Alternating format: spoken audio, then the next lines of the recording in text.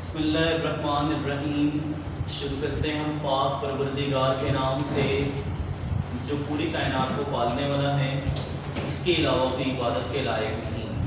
Dear students, हमारा जो आज का लेक्चर है वो है एक्सक्रीशन इन एनिमल्स। एनिमल्स में एक्सक्रीशन किस तरह की जाती है, किस तरह से वेस्ट मटेरियल जो हैं वो बॉडी से रिमूव होते हैं। तो हम अपने लेक्चर का आगाज करते हैं। एक्सक्रीशन इन एनिमल स्टार्ट करने से पहले दो पिछली बातें हम रिपीट कर लेते हैं। हमारे सामने है डियर स्टूडेंट्स हाइपोटोनिक इन्वायरमेंट। हमने पीछे पढ़ा है हाइपो का मतलब है लेस, टॉनिक का मतलब है कंसंट्रेशन ऑफ सॉल्यूट, मतलब ऐसा सॉल्यूट जिसमें लेस सॉल्यूट और मोर सॉल्वेंट है। जहां मोर सॉल्वेंट मतलब मोर वाटर है, जहां पर पानी की मिकदार ज्यादा होगी वहां से पानी को रिमूव किया जाएगा, remove the excess amount of water. ठीक है बेटा, तो हाइपोटोनिक इन्वायरमेंट में क्या होगा, remove the excess amount of water.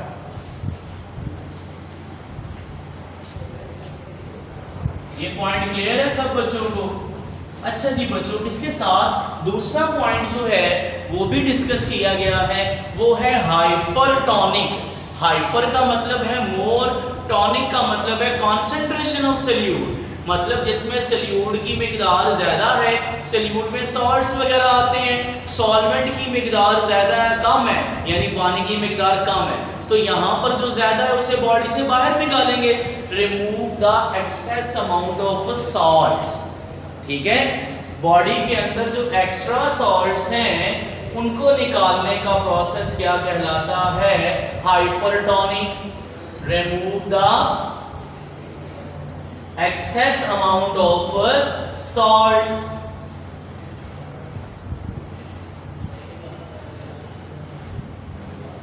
Salts की एक्सेस अमाउंट को रिलीज करना, रिमूव करना हाइपरटोनिक इन्वायरमेंट कहलाता है। अब हम एक बार फिर एक्सक्रीशन पे आते हैं। एक्सक्रीशन है क्या? Excretion is basically the removal of nitrogenous waste material.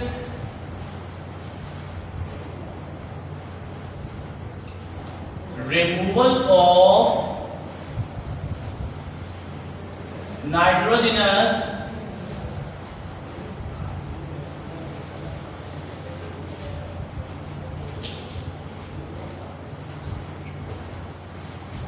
waste materials,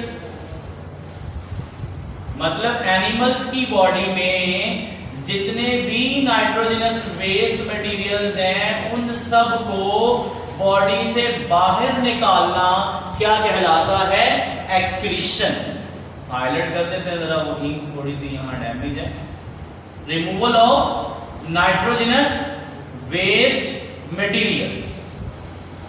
अब ऐसा कैसे मुमकिन होता है, किस तरह बॉडी से वेस्ट मटेरियल्स को बाहर निकाला जा सकता है, उसके लिए अगर हम देखें तो नाइट्रोजनस वेस्ट मटेरियल जो है बेटा, अगर हम इसको देखें तो ये फर्दर क्या होता है, यहां पर फर्दर डिवीजन होगी और ये फर्दर नाइट्रोजन वाले जो कंपाउंड हैं उसमें कन्वर्ट होंगे। मतलब नाइट्रोजनस वेस्ट मटेरियल से ही कंफर्म है कि ऐसे मटेरियल जिनके वेस्ट प्रोडक्ट में नाइट्रोजन हो, जैसा कि अमोनिया में नाइट्रोजन है, जैसा कि यूरिया में नाइट्रोजन है, जैसा कि यूरिक एसिड में नाइट्रोजन है। तो ये इस तरह के मटेरियल्स जनरेट करेगी जिन मटेरियल्स के जरिए बॉडी में से जो वेस्ट मटेरियल्स हैं वो क्या होंगे बेटा, रिमूव होंगे। तो वेस्ट मटेरियल्स को अगर हम देखें, जब ये मेटाबॉलिज्म के प्रोसेस में आएंगे तो दो कैटेगरीज यहां पर बनेगी।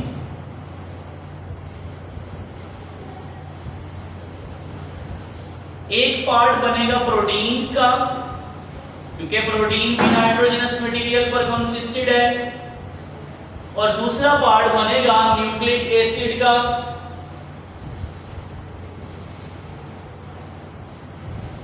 ठीक है बेटा, अब फर्दर प्रोटीन की जब ब्रेकडाउन होगी तो प्रोटीन की ब्रेकडाउन से बनेंगे अमाइनो एसिड्स,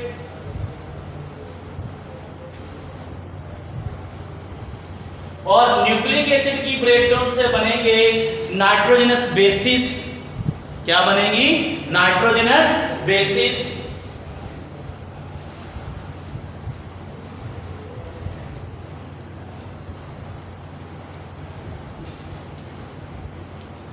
अब कहता है नाइट्रोजनस बेसिस, अमाइनो एसिड्स और नाइट्रोजनस बेसिस, इन दोनों में से अमाइनो ग्रुप को सेपरेट कर लिया जाता है, NH2 को। This is basically amino group.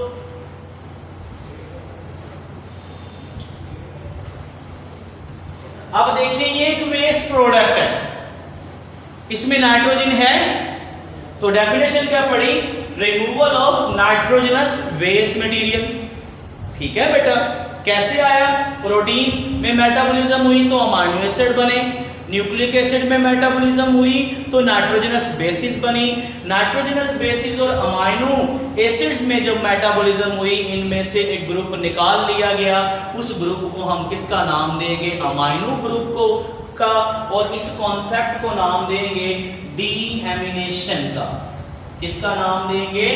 Deamination का। ठीक है बेटा, तो ये कॉन्सेप्ट क्या कहलाएगा? Deamination.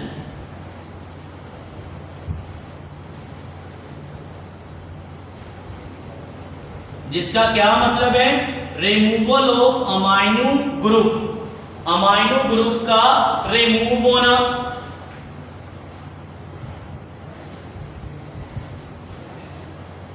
Removal of amino group,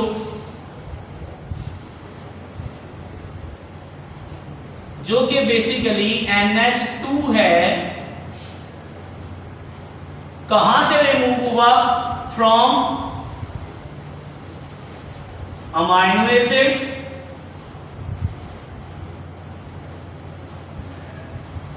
and the second one is nitrogenous bases.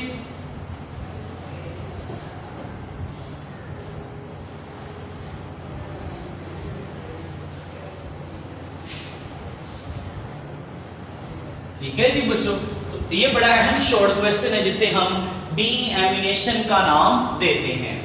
यहां तक कोई मसला, कोई प्रॉब्लम अगर किसी बच्चे को है तो वो आप लोग पूछ सकते हैं। ठीक है बेटा, अब इस फर्दर जो अमाइन ग्रुप है, ये फर्दर कौन से नाइट्रोजनस वेस्ट प्रोडक्ट्स के अंदर कन्वर्ट होता है, हम उनको देख लेते हैं। सपोज हमारे पास ये अमाइन ग्रुप है NH2, इसमें फर्दर जब मेटाबॉलिज्म होगी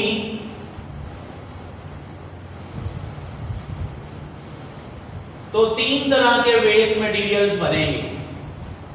फर्दर जब मेटाबॉलिज्म होगी तो 3 तरह के वेस्ट मटेरियल बनेंगे। एक वेस्ट मटेरियल जिसका नाम है बच्चों अमोनिया, दूसरा वेस्ट मटेरियल जिसका नेम है बच्चों यूरिया, और तीसरा वेस्ट मटेरियल जिसका नेम है बच्चों यूरिक एसिड।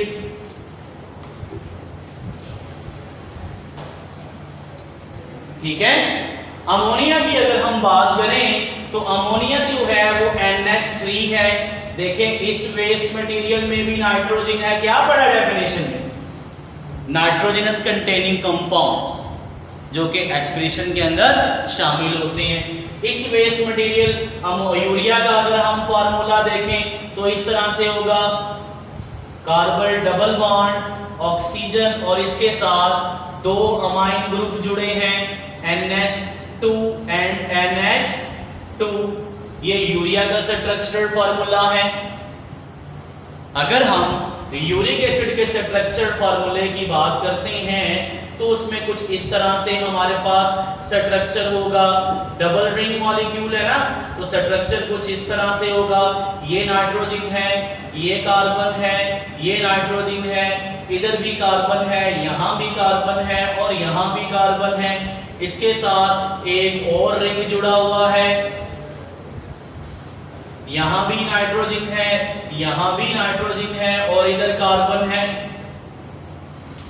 मॉलिक्यूल्स को बैलेंस कर लेते हैं। यहां पर इस कार्बन के साथ डबल बॉन्ड ऑक्सीजन है, इस कार्बन के साथ डबल बॉन्ड ऑक्सीजन है, इस कार्बन के साथ डबल बॉन्ड ऑक्सीजन है।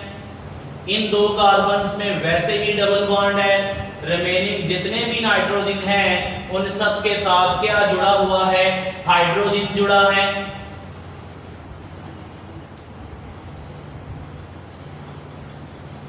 ये बेसिकली स्ट्रक्चरल फॉर्मूला है यूरिक एसिड का। ठीक है बच्चों, क्लियर है ये पॉइंट? कोई मसला तो नहीं, कोई प्रॉब्लम? शॉर्ट क्वेश्चन में पूछ लेता है draw the structure of uric acid या स्ट्रक्चर ऑफ यूरिया या फिर अमोनिया। अब हम देखते हैं ये तीनों जो वेस्ट मटेरियल्स हैं वो कहां पर रिमूव होते हैं, किन ऑर्गेनिजम्स में इनका रिमूवल होता है। वन बाय वन हम इन चीजों को डिस्कस कर लेते हैं। सबसे पहले हम बात करते हैं बच्चों अमोनिया की। अमोनिया बेसिकली जो एक्वेटिक एनिमल्स हैं, मतलब पानी में रहने वाले जो जानदार हैं, उनकी बॉडी के अंदर ज्यादातर जो वेस्ट मटेरियल्स हैं वो अमोनिया बनता है और वो अमोनिया को अपनी बॉडी से रिलीज करते हैं। ठीक है, तो ये बेसिकली किसमें है? मोस्ट एक्वेटिक ऑर्गेनिजम्स जो हैं, ज्यादातर एक्वेटिक एनिमल्स जो पानी में रहने वाले एनिमल्स हैं वो इसमें शामिल हैं। और इन एनिमल्स में ज्यादातर क्या होती हैं? फिशेस होती हैं। ठीक है बेटा, बाकी डिफरेंस बाद में देखते हैं। अब हम बात करते हैं यूरिया की। यूरिया की अगर हम बात करें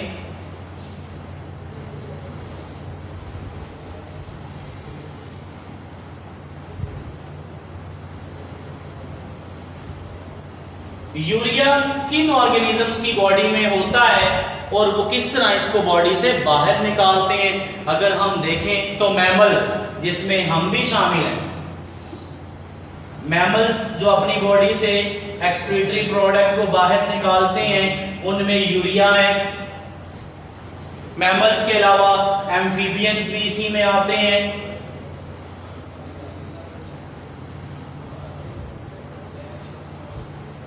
मैमल्स, एम्फीबियंस और इसके अलावा अगर हम देखें तो शार्क और बोनी फिश वगैरह भी इसी में आते हैं। शार्क एक बड़ी सी फिश है।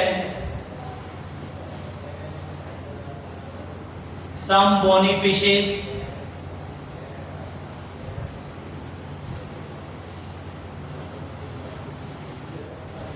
ठीक है बेटा, तो यूरिया रिलीज करने वाले जो ऑर्गेनिजम्स में उनमें मैमल्स का ग्रुप भी है, उनमें एम्फीबियंस का ग्रुप भी है, उनमें शार्क का भी ग्रुप है और उसमें सम बोनी फिशेस भी हैं।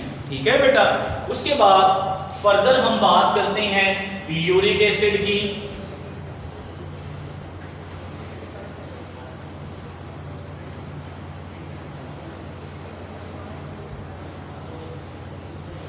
यूरिक एसिड अगर हम देखें, जितने भी रेप्टाइल्स हैं, जितने भी बर्ड्स हैं, वो क्या करते हैं? यूरिक एसिड को वेस्ट मटेरियल में शामिल करते हैं। सबसे पहले नंबर पे क्या है?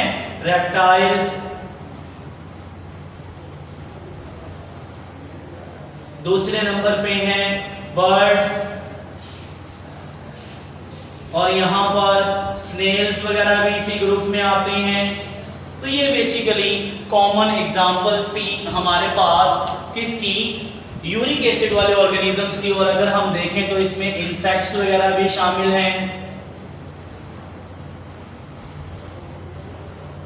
ठीक है बेटा, अब ये तो हमने देख लिए कि अमोनिया कौन से ऑर्गेनिज्म एक्सक्रीशन के तौर पर बॉडी से बाहर निकालते हैं, यूरिया को कौन से ऑर्गेनिज्म एक्सक्रीशन के, कौन से एनिमल एक्सक्रीशन के तौर पर बॉडी से बाहर निकालते हैं, और यूरिक एसिड को कौन से एनिमल एक्सक्रीशन के तौर पर बॉडी से बाहर निकालते हैं। तो बेटा पहले रिपीट करते हैं हम अमोनिया को। अमोनिया वो ऑर्गेनिज्म बॉडी में बाहर निकालते हैं जो रहते ही पानी में, जो रहते ही किसमें है? पानी में। उनकी बॉडी में पानी की वाफिर मिकदार होती है। तो अमोनिया बेसिकली मोर टॉक्सिक है। तो एक अमोनिया 1 ग्राम अमोनिया निकालने के लिए 500 ml वाटर चाहिए। ये बातें वैसे हम कल के लेक्चर में डिस्कस करेंगे नेचर ऑफ एक्सक्रीटरी प्रोडक्ट के टॉपिक के अंदर, ठीक है। तो अगर हम बात करते हैं यूरिया की, तो यूरिया उन ऑर्गेनिज्म में जिनमें रिस्ट्रिक्टेड सप्लाई ऑफ वाटर होती है। रिस्ट्रिक्टेड सप्लाई ऑफ वाटर से क्या मुराद है कि एक यूरिया 1 ग्राम यूरिया रिमूव करने के लिए 50 ml वाटर चाहिए। जैसा कि हम हैं, मैमल्स हैं, हमारी बॉडी में पानी पूरा पूरा होता है, तो हम उस पानी की मौजूदगी की बिना पर यूरिक एसिड को वेस्ट प्रोडक्ट के तौर पर बॉडी से बाहर निकालेंगे।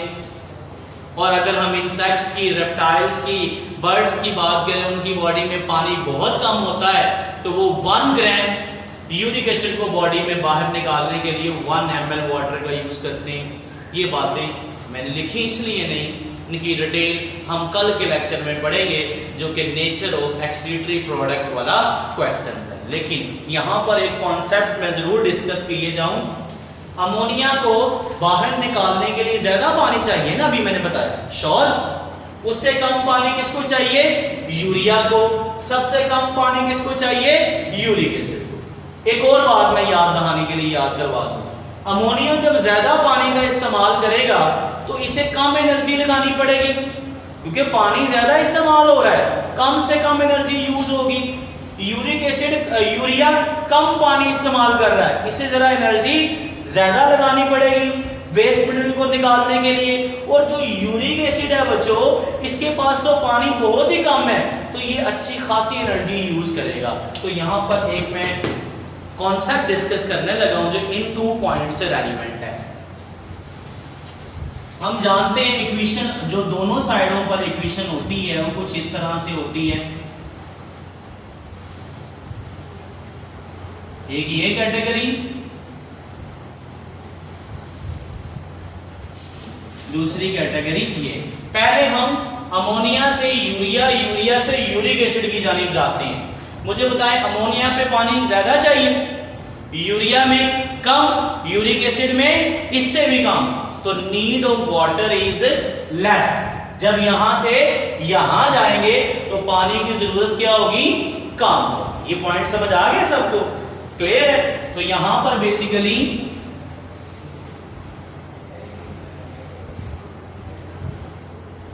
Need of water is less. यहां कितनी एनर्जी चाहिए? कम। यहां कितनी? ज्यादा। यहां सबसे ज्यादा। Need of energy is more, इसी पॉइंट पे, ठीक है।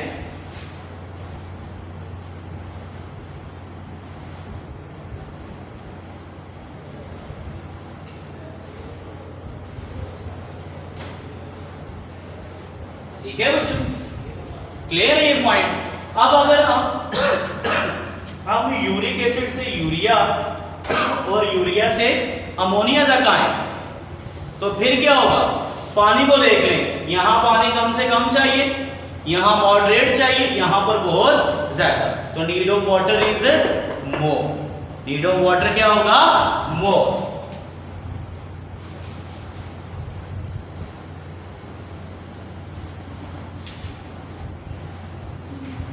तो फिर नीड ऑफ एनर्जी क्या होगा? लेस।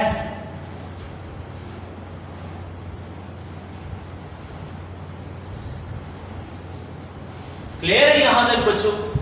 कोई मसला तो नहीं, कोई प्रॉब्लम? अब हम बात करते हैं नाइट्रोजन की दोबारा से। जो नाइट्रोजन है ना, बेसिकली अगर हम इसकी बात करें, हमारी बॉडी का जो प्लाज्मा है ना, उसमें ये क्विकली डिसॉल्व हो जाएगा। इसकी एबिलिटी है quickly dissolve in our body plasma.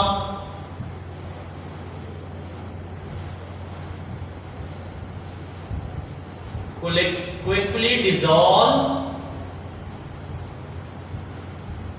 in our body plasma, जिससे क्या होता है? cause the convulsions जिससे बेसिकली दौरे पड़ना शुरू हो सकते हैं,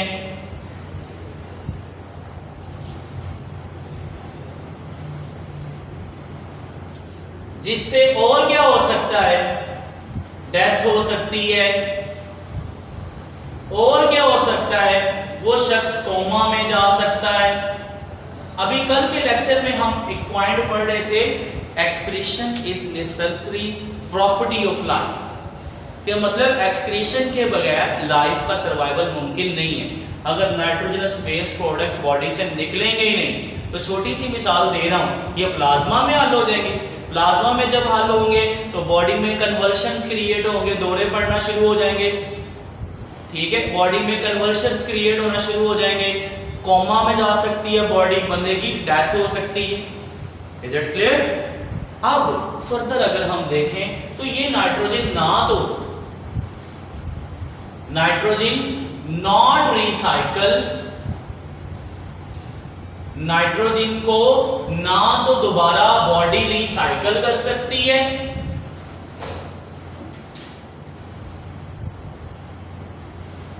और नॉट रीयूज, और ना ही दोबारा इस्तेमाल कर सकती है।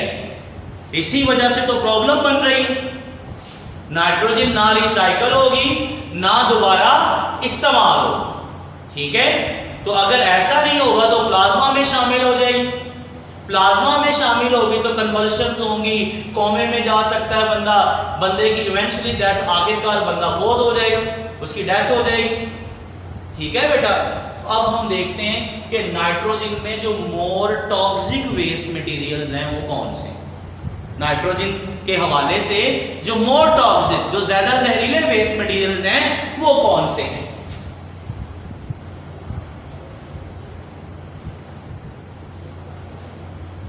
मोर टॉक्सिक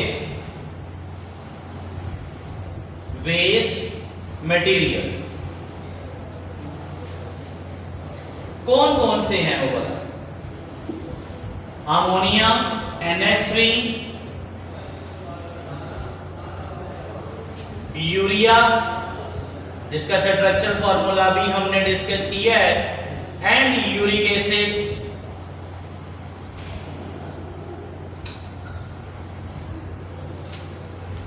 ये बेसिकली क्या है? मोर टॉक्सिक वेस्ट मटेरियल्स हैं, ठीक है बेटा। उसके बाद हम बात करते हैं लेस टॉक्सिक वेस्ट मटेरियल्स की।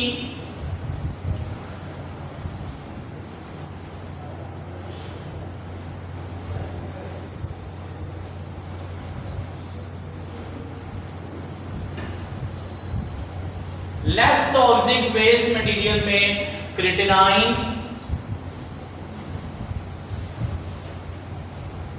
और क्रिटेनिन, और क्रिटेनिन का दूसरा नाम है TMO, जो प्रीवियस लेक्चर्स में हमने डिस्कस किया है, ट्राई मिथाइल अमाइन ऑक्साइड, ठीक है। तो यहां पर जो मोर टॉक्सिक वेस्ट मटेरियल्स हैं वो अमोनिया, यूरिया और यूरिक एसिड है। जो लेस टॉक्सिक वेस्ट मटेरियल है और में क्रिटेनाइन और क्रिटाइन है, क्रिटेनाइन है जो कि TMO भी कहलाता है, more less toxic materials.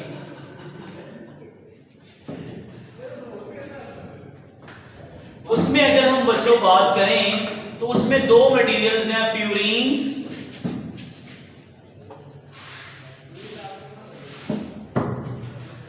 And पाइरीमिडाइंस।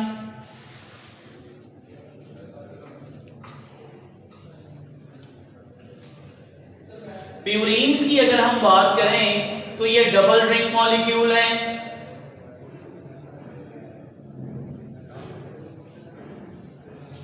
और पाइरीमिडाइंस की अगर हम बात करें तो ये सिंगल रिंग मॉलिक्यूल है। जब इन दोनों की मेटाबॉलिज्म होगी, इनसे बनने वाले जो वेस्ट मटेरियल्स हैं जो कि मोर लेस टॉक्सिक है, उसमें हाइपोजेंथिन है,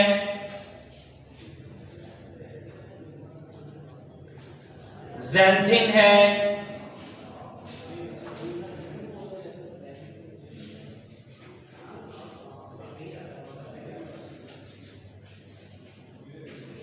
एलिनेशन है urea, uric acid and ammonia. बस जी बच्चों, ये हमारा आज का लेक्चर था।